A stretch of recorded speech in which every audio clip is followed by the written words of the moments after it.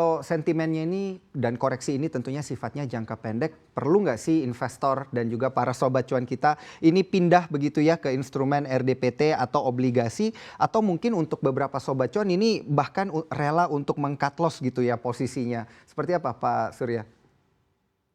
Tergantung apa namanya time frame dari Mhm. investasinya kalau saya lihat ya kan. Kalau secara jangka panjang kan saham tetap akan lebih tinggi ya dibandingkan obligasi atau mungkin RDPT gitu ya.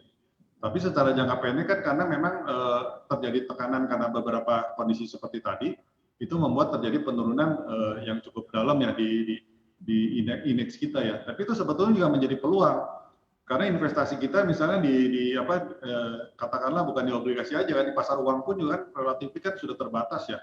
Mhm. Return itu nggak begitu tinggi. Jadi kita memang harus mengantisipasi itu juga. Ini sebetulnya kesempatan juga ya. Cuman kalau kita misal pikir masih akan terjadi penurunan, kita mulai menabungnya jangan 100% investasi dimasukkan sekarang kan, bisa secara bertahap ya. Secara Mhm. bertahap dilakukan. Jadi misalnya ada penurunan, kita juga sudah memiliki apa masih memiliki peluru ya untuk membeli. Mhm. Tapi kalau misalnya terjadi kenaikan kembali juga kita sudah mempunyai posisi kan. Karena nanti Baik. misalnya kalau harga udah naik lagi, ini kan nggak mungkin turun terus kan. Kalau Mhm. pas naik lagi kita nggak punya posisi kan biasanya juga ada penyesalan juga gitu ya. Jadi itu Baik. memang kita mesti antisipasi ya.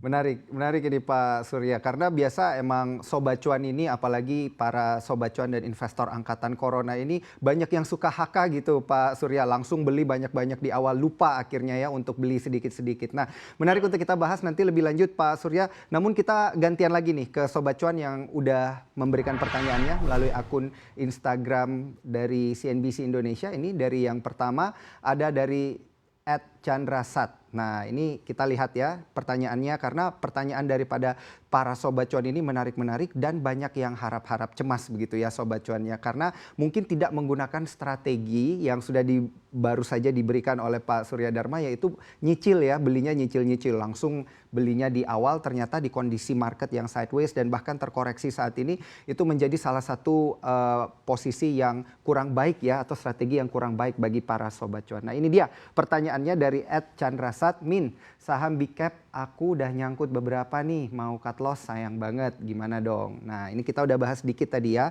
sama Pak Surya. Kemudian pertanyaan yang selanjutnya langsung saja kita lihat @jun_junaidi. Kak, saham konsumer ada prospek cerah nggak jelang Ramadan dan Lebaran? Nah, ini kita juga udah bahas sedikit tadi.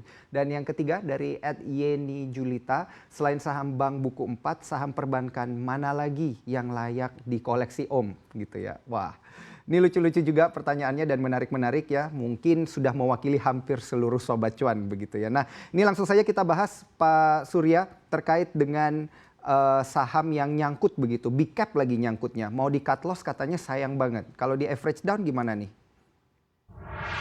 Ya sebetulnya seperti saya utarakan tadi juga ya. Potensi penurunan kan masih ada ya kalau misalnya Mhm. tekanan jual masih ada gitu ya. Tapi memang itu kan secara long term biasanya kan juga akan terjadi kenaikan kembali ya. Karena saham-saham ini kan mempunyai fundamental sebetulnya bagus dan tahun lalu tertekan pun sebetulnya harganya kan nggak turun ya, nggak turun terlalu dalam gitu ya. Mhm. Beberapa saham malah naik gitu ya. Jadi kesempatan untuk tahun ini terjadi recovery dari fundamental itu kan bisa cukup tinggi ya. Jadi itu sebetulnya kesempatan juga. Tapi memang kalau kita masukkan sekarang, kalau ternyata terjadi penurunan kembali kan kita mungkin pelurunya kalau 100% kan mungkin jadi udah keburu habis istilahnya gitu kan. Jadi memang tergantung time frame dari dari investasi kita sebetulnya. Kalau misalnya dananya udah 100% dimasukkan, mungkin saja bisa, kalau kita bisa percaya akan terjadi penurunan, kita jual dulu, kemudian pada waktu turun kita baru beli lagi ya. Tapi kalau Mhm. misalnya dananya itu masih ada, ya lebih baik saat ini sebetulnya mulai masuk ya. Jadi Mhm. nyicil lah istilahnya ya. Jadi kalau terjadi penurunan, kita masuk lagi, jangan secara 100% semuanya dimasukkan gitu ya. Jadi tergantung sih sebetulnya Oke. kondisi kita sebetulnya sekarang sedang memiliki saham itu atau belum mempunyai posisi kan. Baik. Berarti tergantung time frame dan belinya pakai strategi nyicil ya. Average down boleh-boleh aja selama kapitalnya masih ada. Jangan lupa untuk install aplikasi CNBC Indonesia di App Store dan juga di Play Store untuk terus mengikuti informasi dan berita terkini terkait ekonomi dan juga bisnis.